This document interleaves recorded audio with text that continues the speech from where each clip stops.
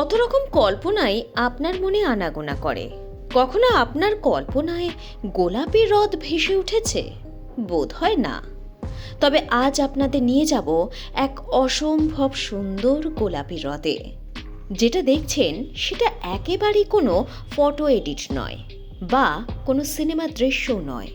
এটা অস্ট্রেলিয়ার এক অবিশ্বাস্য প্রাকৃতিক বিস্ময়, লেক হিলিয়ার।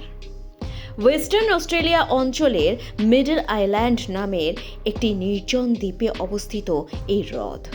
ঘন সবুজ জঙ্গলে ঘেরা, পাশেই গভীর নীল সমুদ্র, আর সেই নীল সমুদ্রের গায়ে গায়ে লেগে উজ্জ্বল গোলাপি রঙের একটি হ্রদ।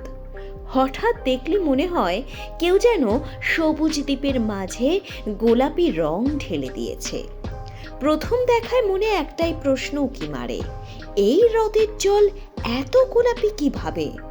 অনেকের কাছে এটা সূর্যের আলো, তো কেউ কেউ আবার ভেবে বসেন এটা কোনো কেমিক্যালের প্রভাব।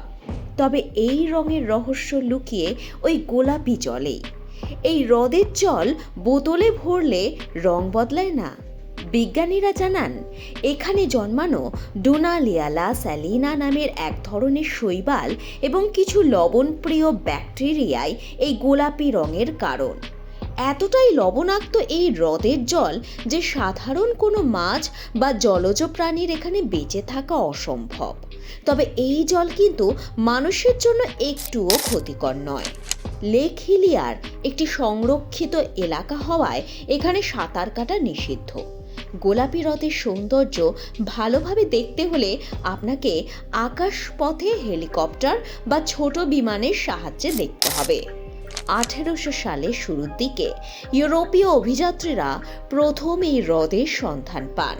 তারপর থেকে পেরিয়ে গেছে বছরের পর বছর, কিন্তু পাল্টায়নি লেক হিলিয়ারের জলের গোলাপি রং। সেই হ্রদ আজও একই রকম উজ্জ্বল। এই রহস্যের কোনো উত্তর নেই বিজ্ঞানীদের কাছেও। ব্যুরো রিপোর্ট, লটারি সংবাদ।